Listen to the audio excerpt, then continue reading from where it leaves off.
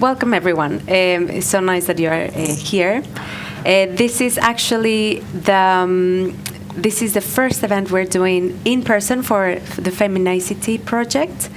This is an initiative. It's an EU-funded project that we are driving with 7 other organizations across Europe, and the whole purpose is like how can we create a more gender equal ICT sector.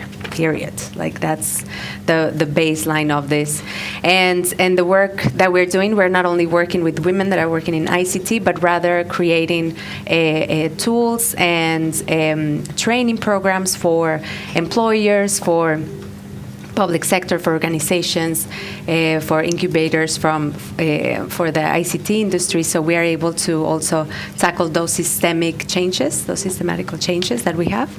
And my name is Gabriela Rodriguez. I didn't officially present myself. I work here at Impact Hub. I'm the CEO at Impact Hub Stockholm. And for those of you that don't know about Impact Hub, we're a global network. So we we have a global community of social entrepreneurs. So we build entrepreneurial communities all over the world. And our main work is we're part innovation lab. We're also a community center, but also a business development center as well. So we create this whole ecosystem and support infrastructure for those that are working with impact-related companies or organizations, but we also work alongside with other ecosystem builders, with the public sector, with other organizations, private sector, and we try to create opportunities and advance these different agendas from the SDGs. So this is a very important project, I think, and not only like a project, but rather to use this opportunity of things that are already being built in gender equality, but how can we enhance them and also use our platforms with Impact Hub and then with the partners that we're building here in Sweden as well. So yes, so a brief agenda for today. So now that we're building, we're going to be doing our in-person events, we call them, for the FEMIN-ICT. Today is the first event of a series. Actually, it's the second event of the series. We first had one 2 weeks ago. We did a webinar where we tested one of the modules that we are creating with the other partners. And it's for self-branding and networking. Gabriela from our team, actually, she implemented it. And so that was the first one that we did for Sweden. But the second one is this one officially, so we're going to present the project in itself. So today we're going to do just like on a more try to understand the whole backgrounds and the whole challenge that is gender equality in the ICT. So we're going to talk about the project today. What have we been working with?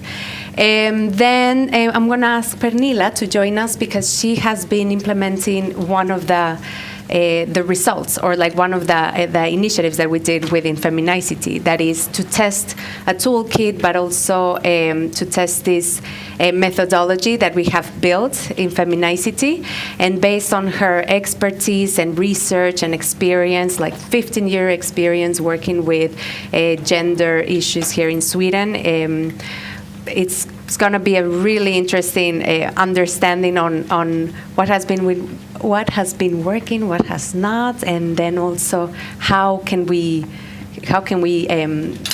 have everyone on board to change within organizations and companies.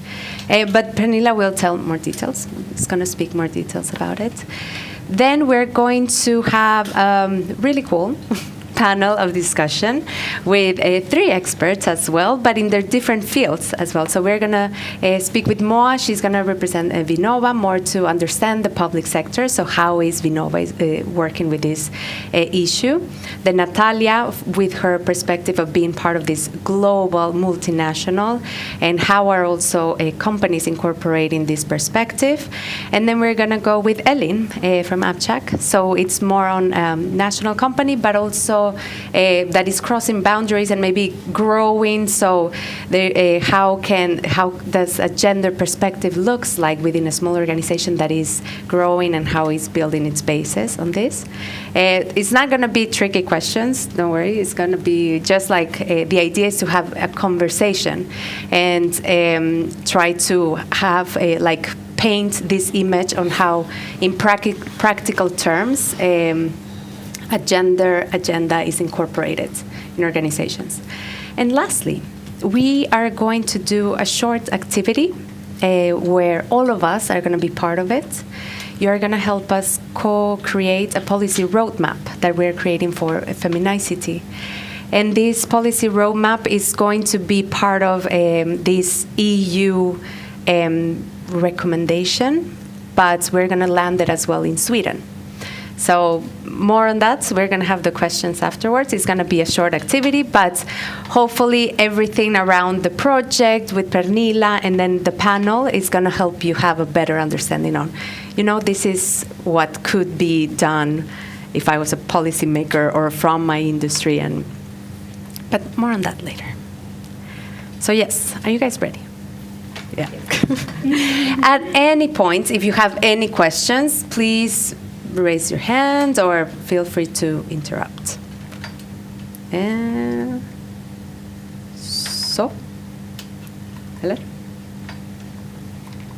Yes. Okay, so again, myself, I'm going to introduce you about FEMIN-ICT and the work that we've been doing so far. So at the core, FEMIN-ICT, it promotes the uptake of careers in the ICT sector by women that are either employed or also want to be maybe start their own company or are entrepreneurs. So we seek to adapt. The whole program is based on vocational education and trainings and adapt to the needs of the labor market. And we offer a mix of vocational skills, creating work-based learning opportunities. And this is an EU-funded project. So part of being funded by the EU is that we are also addressing the priorities of the European Union, that it's the digital agenda. So the FEMIN-ICT project incorporates to these targets that the European Union wants to reach. So these are our partners all across Europe. So we have one partner based in Belgium, another one is the Square Dot. They're a partner in Belgium. And then we have Women on Top. So they have been at the core, the whole methodology has been drafted by them. They are based in Greece, and this is our core work to help companies to incorporate a gender perspective. And then ourselves, that we're also a global community, but also with local perspective. Asociación Coco, they're based in Italy, and they are one of the first co-working spaces that have created child-friendly co-working. So meaning that the whole space is like soft, because it's for kids to be around and women and mothers be able to work as well. And then we have Stimuli for Change. They're also based in Greece, and they also do, through educational programs, they advanced a lot of the SDG agenda and also gender equality. And then Instituto Ikigai, they are based in Spain, and Center for Social Innovation in Cyprus. So just a bit of it is that we are all spread around Europe, and the digital agenda or priorities or gender equality looks very different. So it has been interesting how we want to achieve these objectives of the project, and what's the starting point of each country. So at the core, we want to promote women in the ICT sector. We want to promote gender equality, support and empower and create empowerment programs for women, but as well support the ecosystem, so support businesses in the sector. And just about the timeline, how have we been working?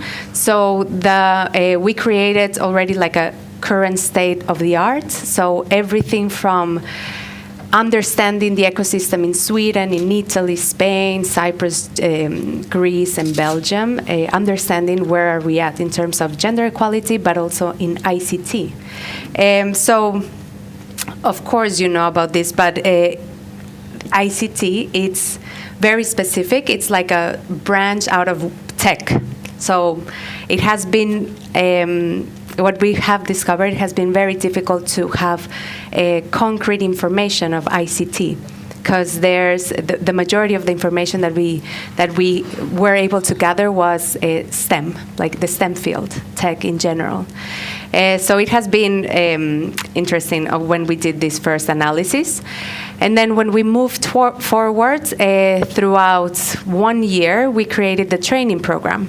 So for Result 2, the training program and support package for gender equality, this was led by Women on Top, our partner in Greece. So they created 3 different, it was like a 3-step work. So first, they created the whole methodology of the program in itself.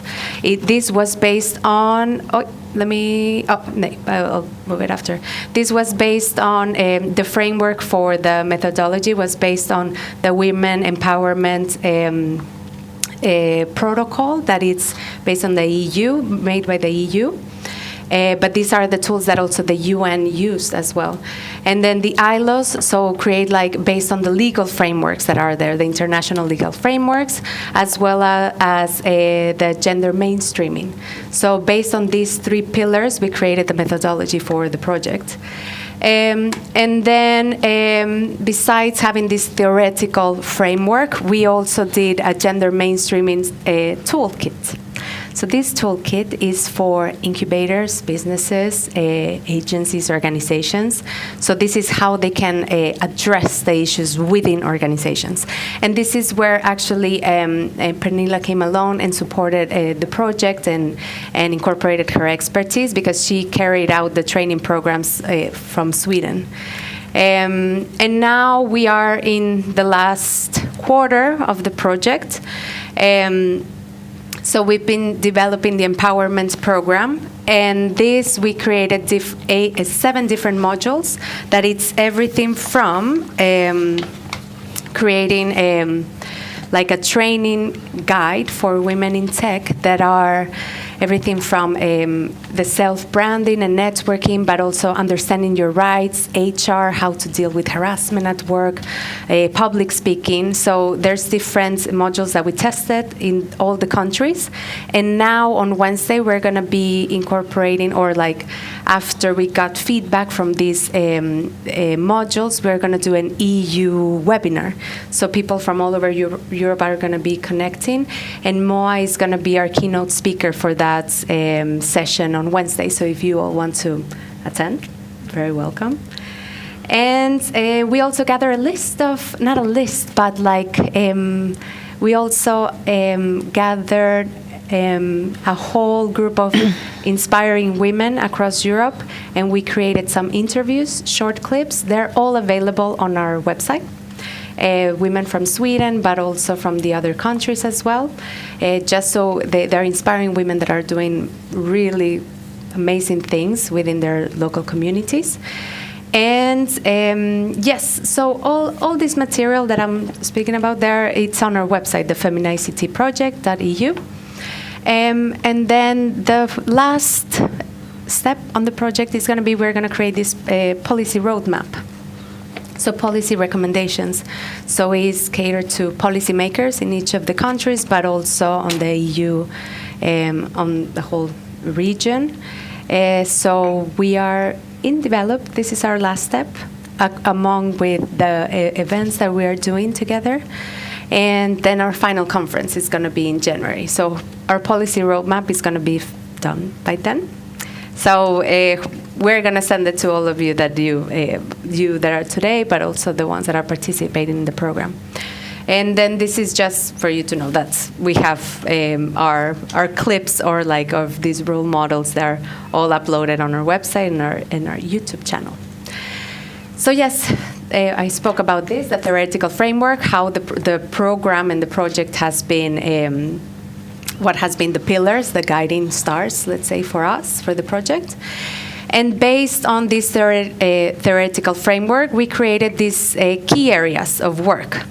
So topics, everything from within organizations, how can you address gender issues from the top, in the leadership. How do you incorporate it to create non-discriminatory policies? This can be with HR, work-life balance, how the culture can be like in companies, education and trainings, what can you incorporate in your, as well, onboarding on companies. And then from marketing, how do you speak about in the companies as well? And community engagement too.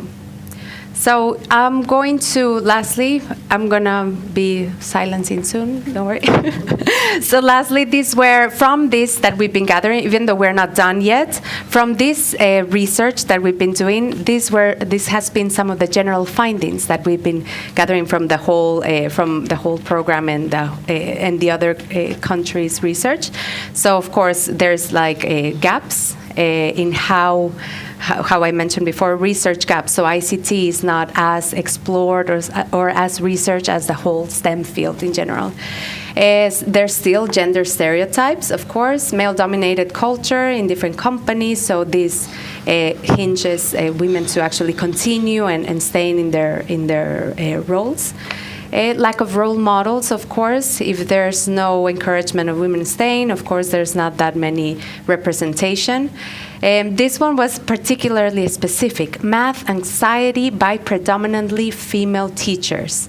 So because, I don't know, maybe you, Pernilla, later on you can mention, but this was mentioned or highlighted on the EU level because there's not that many women in the sector.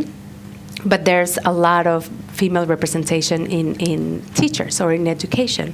So there was evidence or research based that female teachers tend to be a little bit more strict with the female students.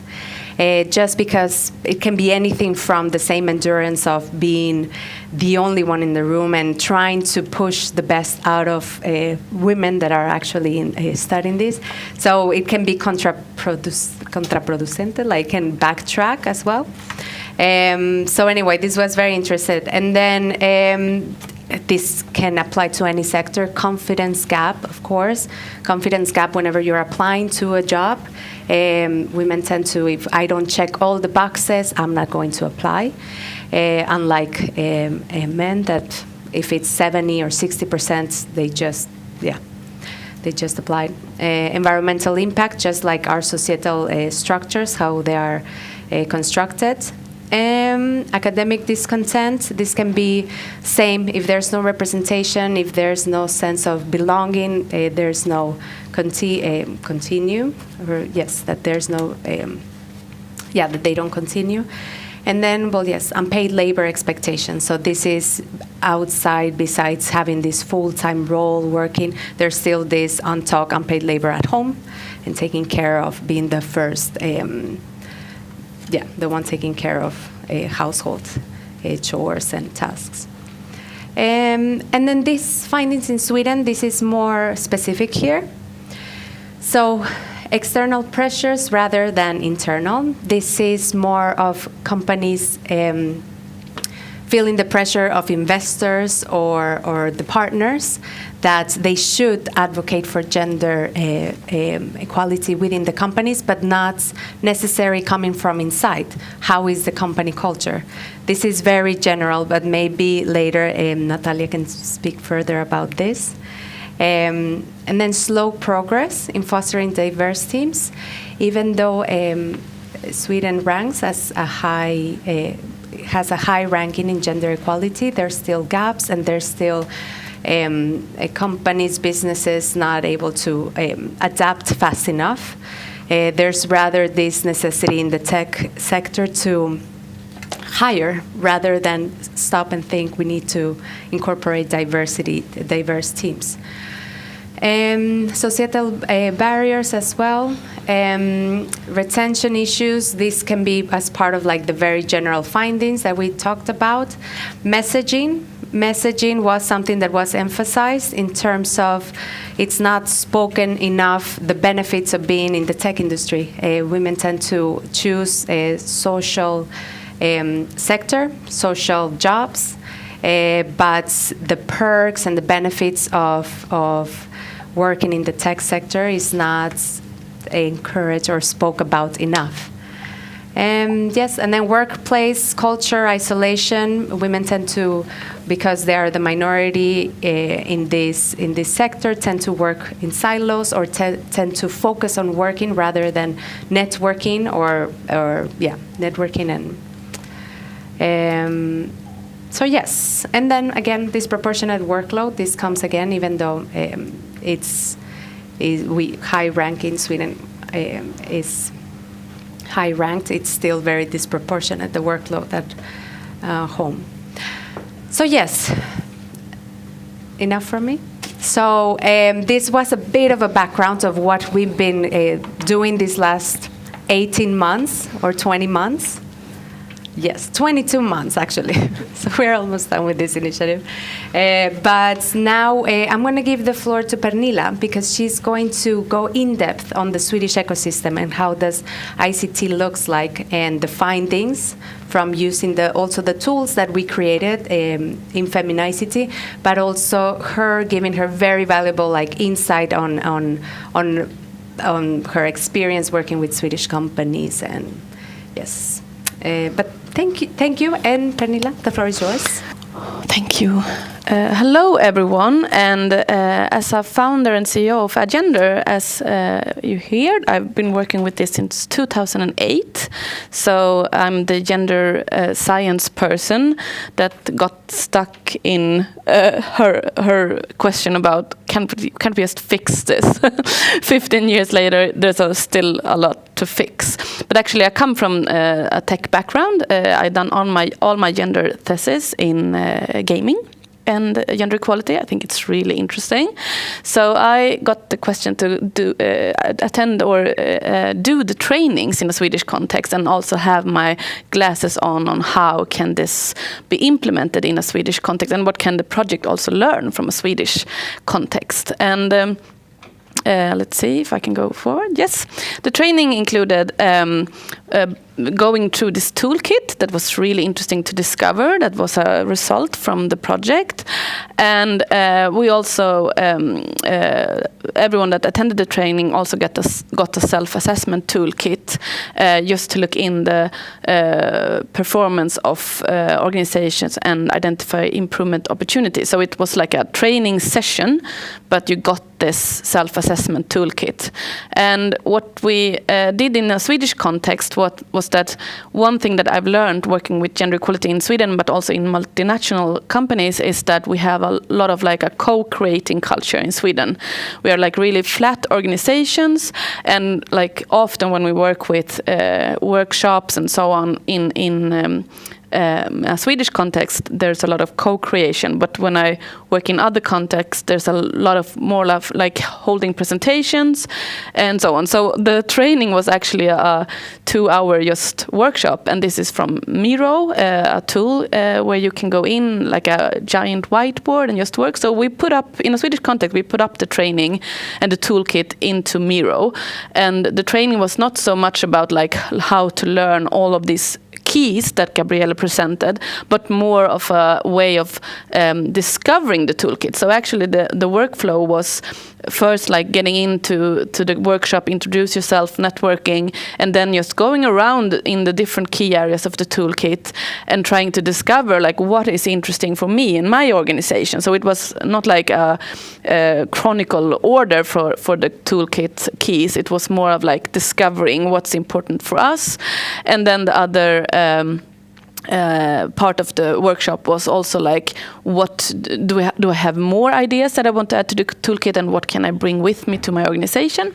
So this is how we did the training in a Swedish context, and I think that was really a good way of working with it, because even though it was designed to be very co-created, even though in that context a lot of people were trying to fix the toolkit in different ways. It's I want to fix this and that and so on, and that's good. So we got a lot of feedback, but also a lot of positive experience from the workshops and the trainings that the participant brought a lot of new ideas and things back to them, to their organization.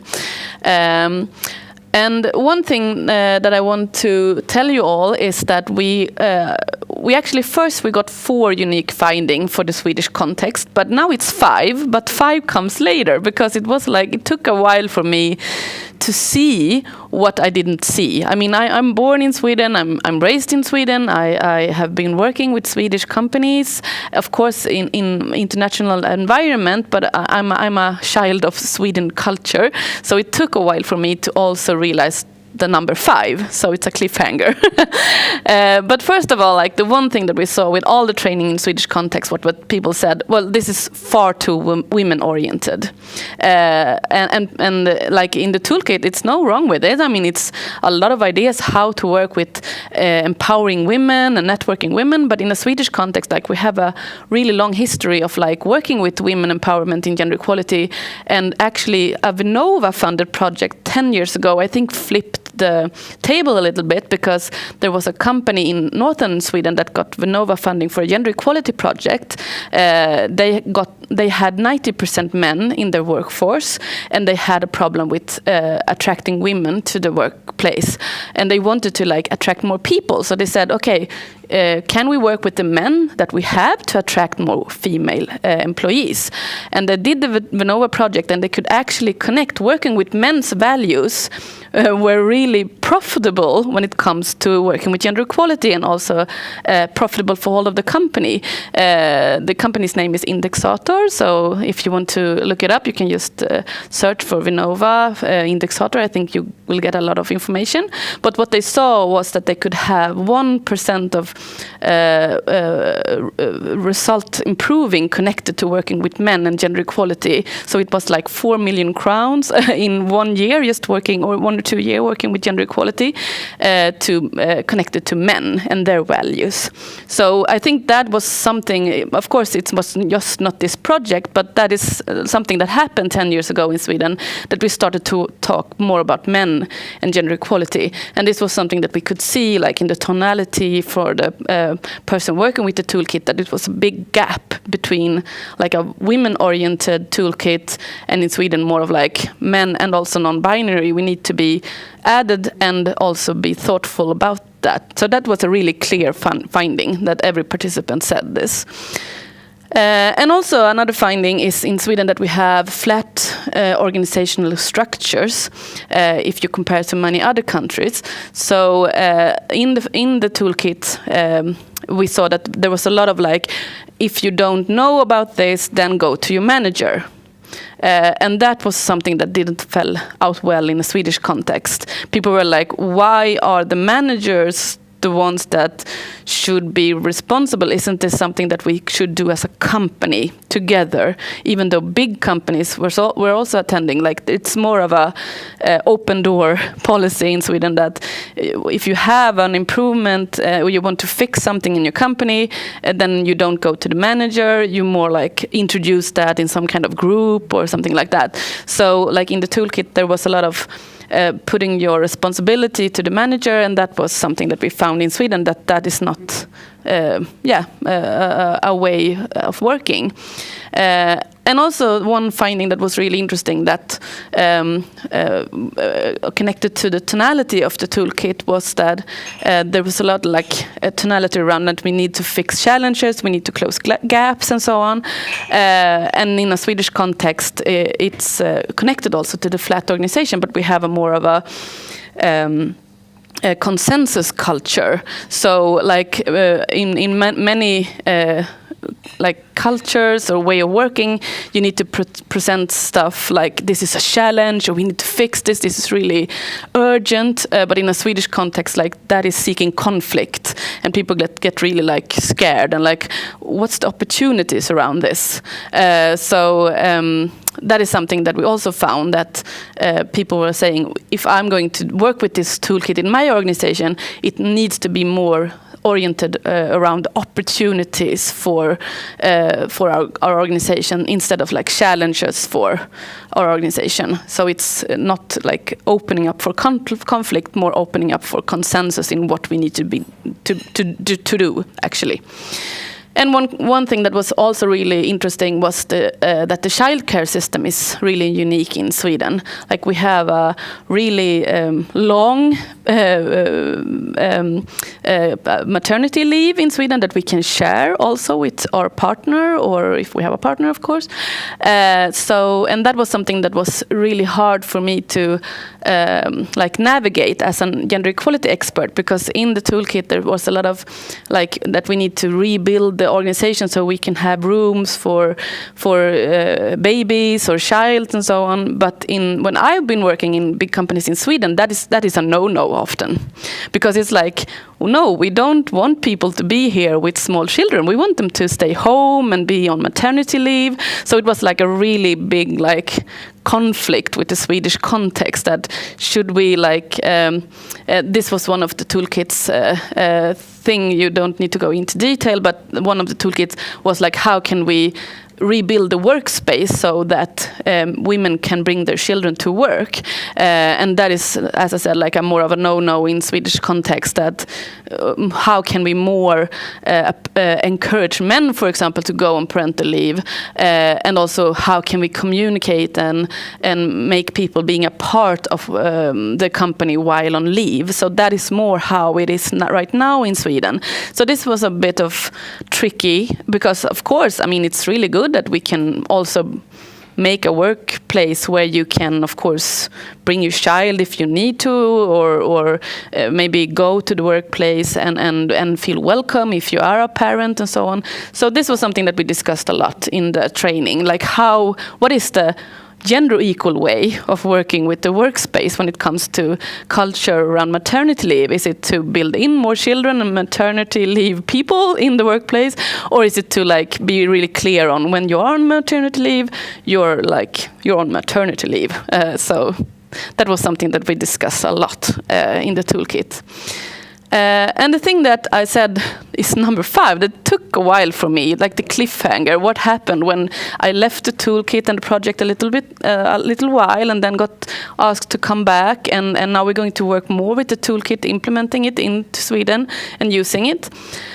Then I realized that number 5 that I didn't see at the first glance is that in Sweden we have a really norm-critical approach to how to work with gender equality, probably based on these 4 unique areas and also our history of working with gender equality.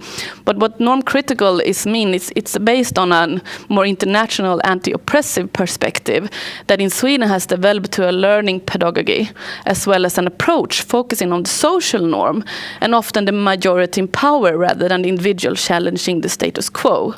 And I think this is really important, that we can like bring in this norm-critical approach and have this like cross-cultural learning in how to work with gender equality, because it's really like, of course we need to empower and helping the individual challenging the status quo. That's really important, not something that we should leave behind us, but we need to add a norm-critical approach, like looking into what is the social norm that are like fostering both not gender equality, like the opposite of what we want, and fostering also a healthy gender equal policy or way forward.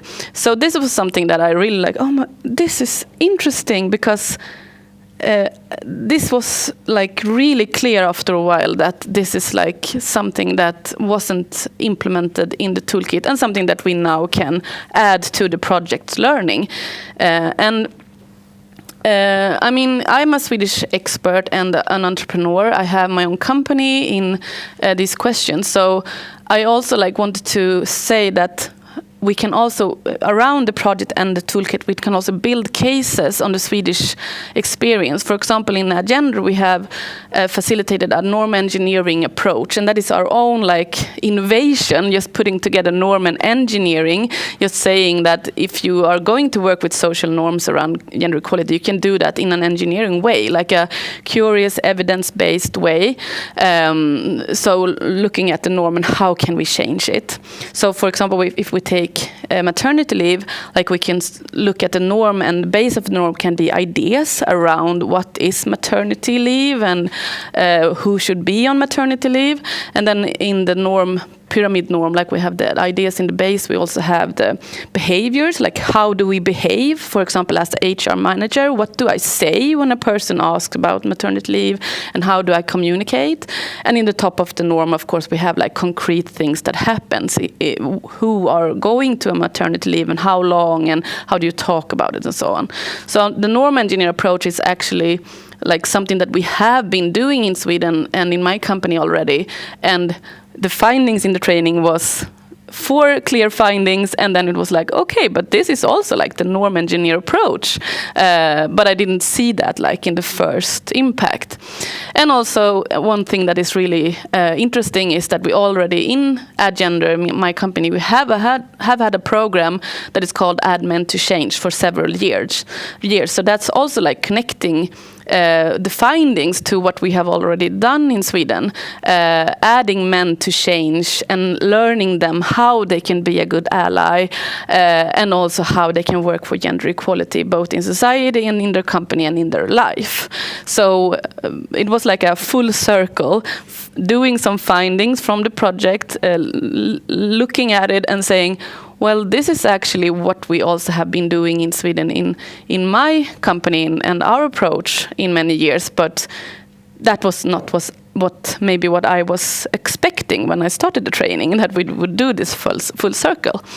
So so the opportunities to do actions in my last slide here is that we could like connect the learnings from the trainings, using the toolkit, maybe to target group entrepreneurs for empowerment in organizational structure, so that we can both work with the individual, but also look on to the more norm engineering approach, like opportunities instead of challenges, and also trying to find the orientation for a norm-critical approach, both to family-friendly workplace, and also we said that when we're going to do the toolkit in a Swedish context, we also need to have like some kind of information meeting in beforehand, so that we like get really clear on what kind of approach we are going to do with the training, because the approach is rather unique for a Swedish context. I would say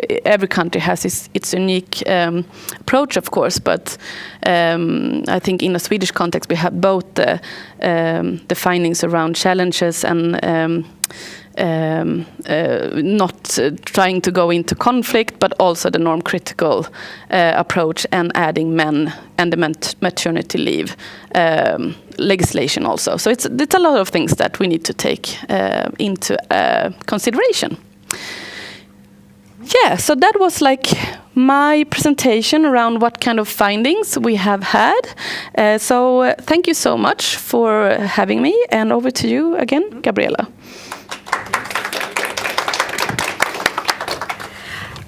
Thank you, Pernilla. You know, I had like some questions for you written, but I think, I mean, you just like cover the whole spectrum of what is it that should be done for a healthy gender equality approach. But going just back to this one, I would like to ask you about because when you emphasize healthy gender approach, what does that mean for you in your perspective? Healthy gender approach. Well, I think it's when we are changing norms. I mean, we can change them in both directions. I mean, we can go in a direction that is unhealthy for gender equality as a culture, and then we can go to a norm that is more healthy in when it comes to gender equality. So I think that we need to, for example, in the maternity leave, I think it was really interesting to see what we do can either bring us in a more unhealthy way of looking at maternity leave and gender equality, or a more healthy norm around it. So it's like you need to be, when you work with next step with the policy thing, I think that we really need to be aware, so we don't like bring down something that are like really good for gender equality that we in Sweden has built up. So I think that we need to be aware of that. Yes, and keep in mind so this toolkit that we disseminated and restructured and analyzed and everything was made on the mindset that it's not the Swedish norm. So it's the majority of Southern European countries, the majority of Latin American countries, the majority of the rest of the world where the patriarchal structures are still very much predominant or more acute, I would say.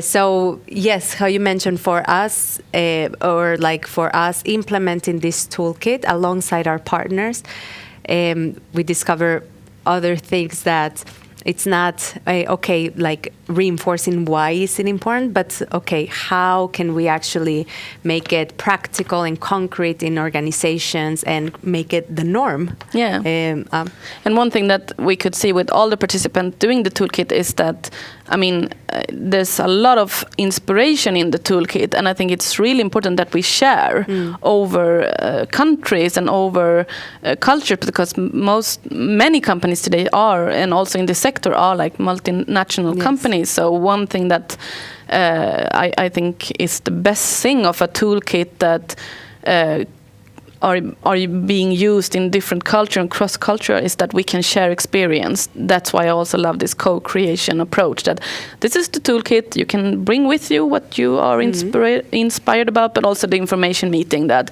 this is the context, so that the person bringing home the inspiration or the actions also need to be aware of, like, what are the laws in Sweden when it comes to, for example, maternity leave, so that we can choose the actions and the inspiration that is most needed in a healthy norm, or like a social norms around the gender equality work and workplace. Yes, thank you. I mean, thank you, Pernilla. Thank you. Super, super interesting. Yes. And now. Yes. And it's for Pernilla, and I'm asking. Maybe you could, so we can have it on record. Hi, Pernilla. Hi. I have a question for you, and my question is: when you speak now, you repeatedly talk, being Swedish. I get a little bit provoked because you say maternity leave over and over again. Aren't you talking about parental leave? Yeah. Oh, sorry. Yeah. Yeah. It was. If you want to change the norm, you have to start with your communication, and one of the. Yeah. Yeah, I'm sorry. It's just like my English. So yeah, I just wanted to be clear. It's parental leave. Parental leave. Yeah, because I mean, maternity leave is something that we want to change in Sweden, right? We want the men to take more responsibility, so that us women can actually work more, and that it's more of a 50-50. So that's so it's just like a language issue. And also I think that we have that can also be like me working with the toolkit. I think that there was a lot of maternity leave in the toolkit also, so it's just like we are very privileged in Sweden, so that's why I thought it was very important to emphasize that it's parental leave, because most countries do not even have maternity leave. But we are talking about parental leave, right? Yeah. Thank you for the clarification. And that's a good clarification, because also one of the confronting sides of implementing this toolkit is that everywhere it was about women, gender equality, but focus on women. But we never touch upon like non-binary. We never touch upon all the different genders, so when implementing this project was still very binary. So this is the work, for example, for us, as if we want to adapt it to the Swedish context and how we already like to keep advancing, we need to also update the language that we use, update the language and who we reference to in the target groups. Yes, but thank you. Yes, very important. Yes. One more question. Thanks. Really interesting findings. I'm really intrigued about this add men part, because I think that's really critical. Can you give me any kind of like examples of how people tend to go about that on a practical level?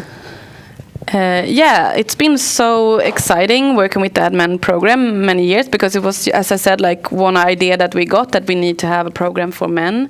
And actually we have learned so much. It's an easy program. It's just like we're adding men that are pro gender equality, and they go a program together, and we as an experts like lead them into knowing more. So it's a program where you add men in one room to change, and then they talk to each other, and then they learn a lot of stuff. And then we have also study visiting, so they go out and actually it's connected also to the language around this, because first of all I had admin to change program many times, and we started with learning like every words that you need to know as a man to talk about these issues.